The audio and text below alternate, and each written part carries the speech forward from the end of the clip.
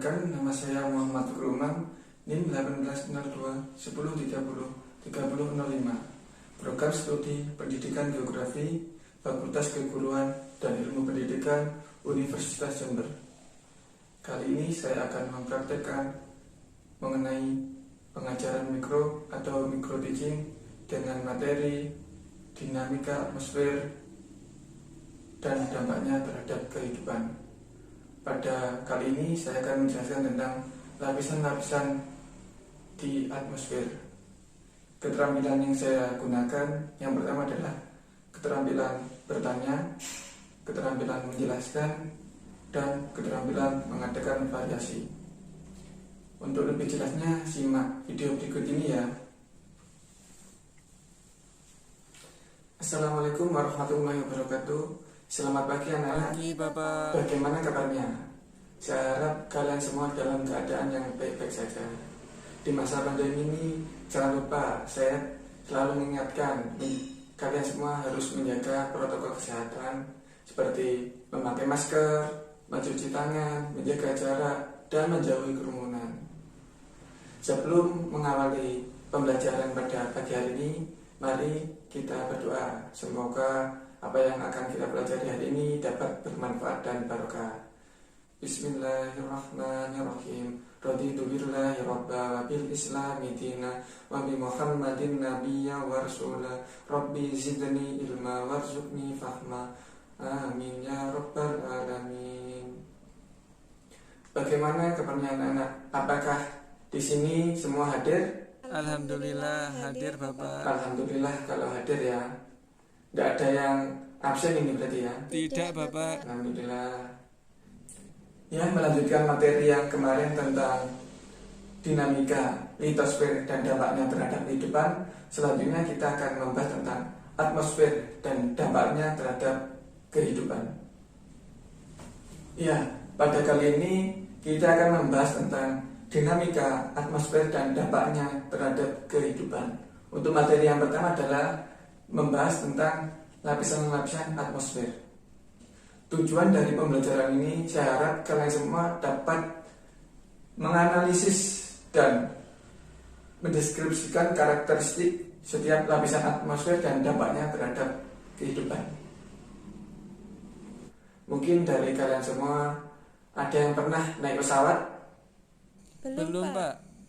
Iya, ada yang tahu pesawat tersebut terbang di lapisan yang mana ya? Di lapisan troposfer Pak.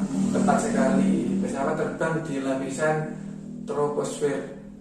Iya, lapisan troposfer merupakan salah satu lapisan yang menyusun dari atmosfer bumi kita ya. Berikut Bapak jelaskan tahap-tahapan atau lapisan-lapisan yang ada di atmosfer. Iya, lapisan atmosfer itu apabila dibagi berdasarkan suhunya itu dibagi menjadi 5. Yang pertama adalah lapisan troposfer, kedua lapisan stratosfer, ketiga lapisan mesosfer, keempat lapisan termosfer, dan kelima lapisan eksosfer. Ya, untuk lapisan yang pertama adalah lapisan troposfer. Lapisan troposfer itu memiliki ketinggian antara 0 sampai 18 km di atas permukaan laut.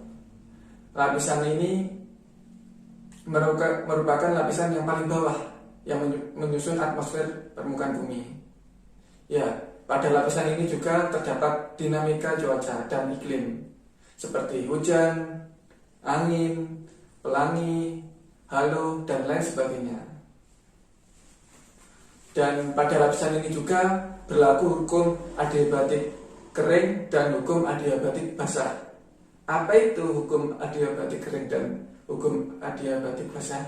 Mungkin dari kalian semua ada yang tahu, bisa dijelaskan ke teman-temannya ya. Naik 100 meter, suhunya turun 0,6 derajat Bapak. Betul sekali. Hukum adiabatik basah adalah hukum apabila setiap naik ketinggian 100 meter itu suhunya turun 0,5 sampai 0,6 derajat Celcius.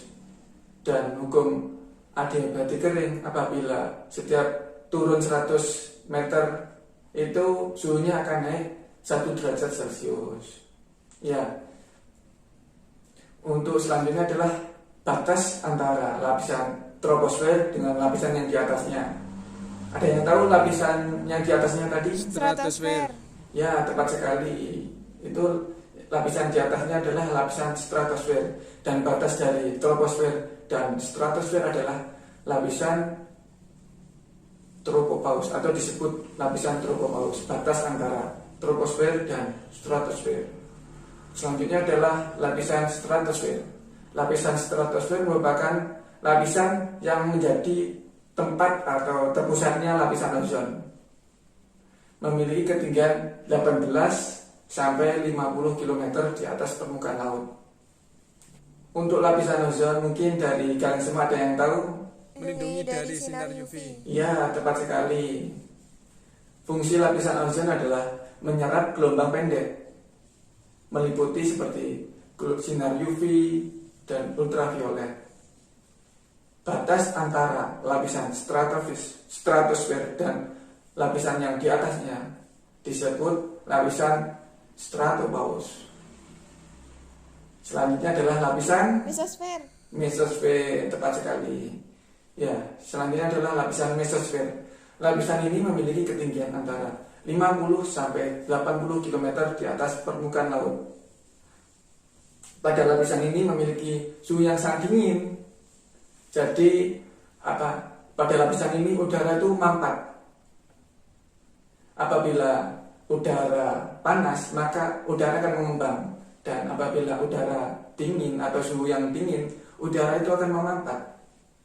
Dan di sini merupakan tempat pembakaran meteor yang jatuh ke permukaan bumi. Jadi meteor yang mau jatuh ke permukaan bumi itu pada lapisan inilah mulai terbakar. Mengapa? Karena pada lapisan ini udaranya itu mampat. Jadi meteor yang jatuh itu bergesekan dengan udara yang mampat. Ya, selanjutnya untuk batas antara lapisan mesosfer dan lapisan yang di atasnya adalah disebut dengan mesopaus. Selanjutnya adalah lapisan keempat penyusun dari atmosfer, yaitu lapisan termosfer. Lapisan termosfer memiliki ketinggian antara 80 sampai 800 km di atas permukaan laut. Jadi sangat tinggi ya. Itu 80 sampai 800 km. Pada lapisan ini terjadi proses ionisasi. Ada yang tahu proses ionisasi? Atom menjadi ion bermuatan listrik. Tepat sekali. Proses ionisasi adalah proses peleburan atom menjadi ion-ion yang bermuatan listrik. Jadi pada lapisan ini juga menjadi media untuk pemantulan gelombang radio berfrekuensi tinggi. Seperti kalian semua punya HP, punya TV, itu proses pemantulannya di lapisan ini. Selanjutnya batas antara termosfer dengan lapisan di atasnya disebut dengan termopaus. Di lapisan ini juga terdapat fenomena aurora.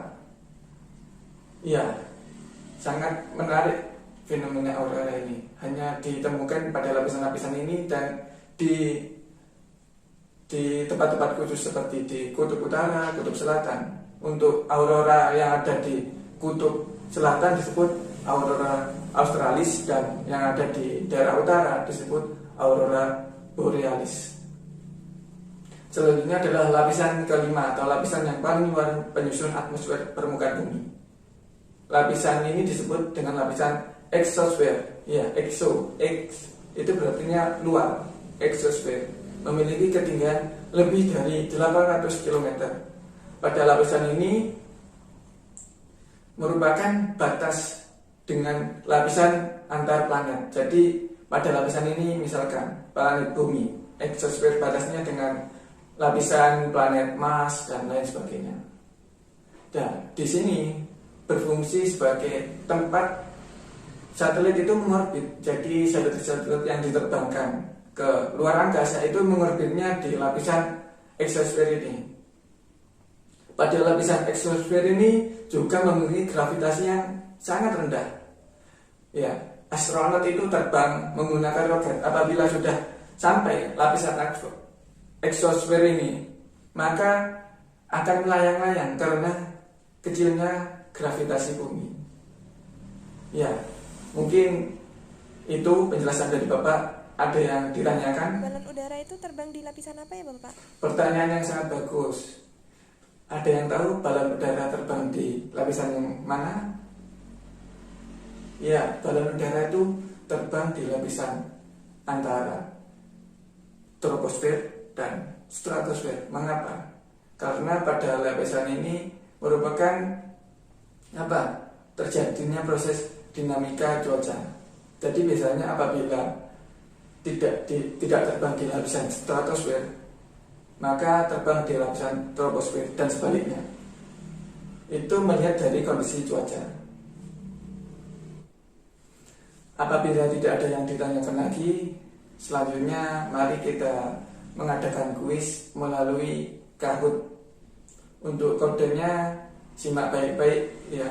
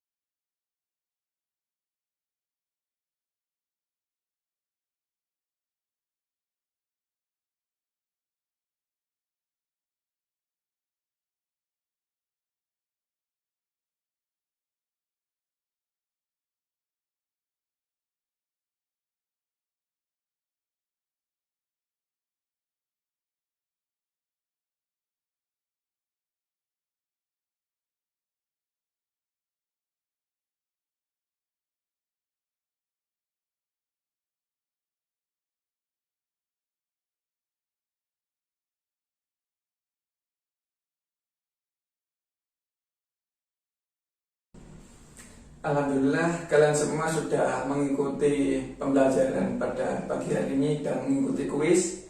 Untuk hasil dari Kahootnya itu sebagai evaluasi Bapak dan kalian semua. Mungkin yang kurang-kurang itu ditingkatkan lagi belajarnya. Untuk pertemuan besok Bapak akan menjelaskan tentang apa manfaat dari atmosfer bagi kehidupan di bumi ini. Sekian, terima kasih. Kurang lebihnya mohon maaf. Sebelum mengakhiri pembelajaran pada pagi hari ini, mari kita berdoa. Semoga apa yang kita pelajari hari ini dapat bermanfaat. Mari kita tutup dengan doa kafaratul majelis. Bismillahirrahmanirrahim. Subhanakallahumma wa bihamdika asyhadu an la ilaha illa anta astaghfiruka wa atubu ilaik. Wassalamualaikum warahmatullahi wabarakatuh. Terima kasih.